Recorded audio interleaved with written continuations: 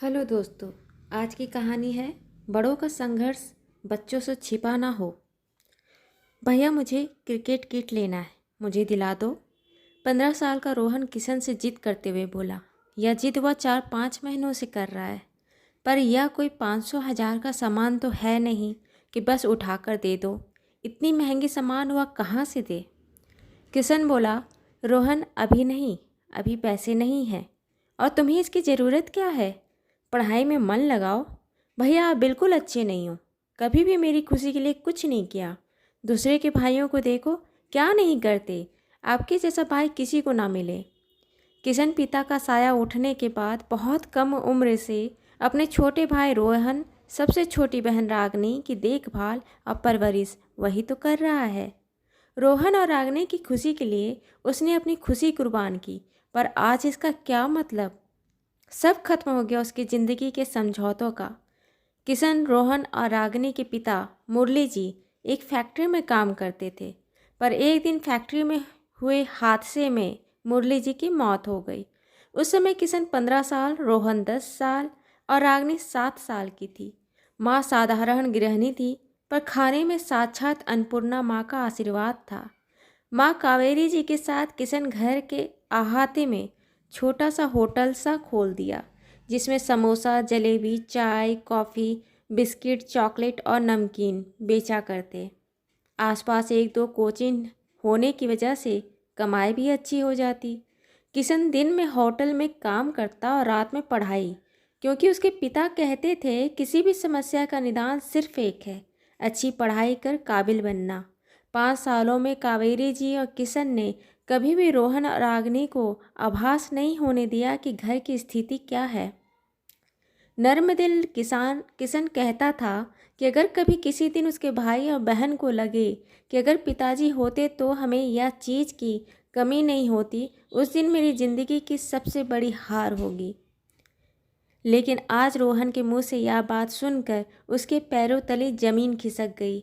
रोहन किशन के बीच में हुए खींचतान को बगल के घर के आंगन में बैठे दादाजी देख रहे थे। वह बचपन से किशन को देख रहे थे। उन्होंने इशारे से किशन को अपने पास बुलाया। किशन अक्सर उनके साथ बैठा करता था। वह उनके पास जाकर बैठ गया, एकदम शांत। थोड़ी देर तक दादाजी और किशन कुछ नहीं बोले, पर थोड़ी देर बाद किशन की आंखों से आंसू गिर पड़े और भर्राया गले से कहा, दादू मैं कहाँ चूक गया। पिछली सारी बातों को याद कर रहा हूँ, लेकिन मैं गलती कहाँ कर गया समझ नहीं पा रहा।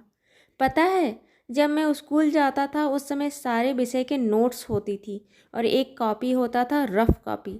रफ़ कॉपी में रोज़ स्कूल लेकर जाता था। दिन भर जिस भी विषय की क्लास होती उसे रफ़ कॉपी में लिखता, फिर घर आकर उस रफ़ कॉपी से नोट्स में लिखता।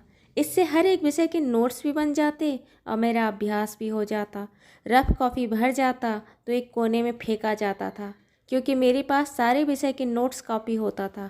वही रफ़ कॉपी में खुद को महसूस कर रहा हूँ।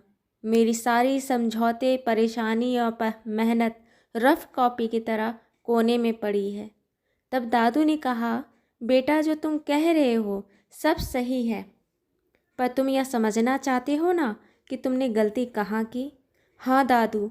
फिर दादू ने किशन से कहा, बच्चों की खुशी पूरी करना, उसकी ज़रूरतों को पूरी करना अच्छी बात है, लेकिन बच्चों से अपना संघर्ष छिपाना नहीं चाहिए।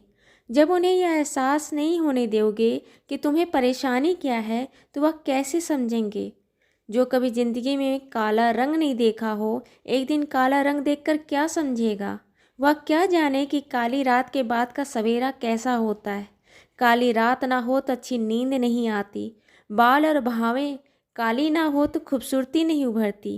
काला रंग का महत्व है जीवन में, जीवन का महत्व का एहसास कराता है कालापन।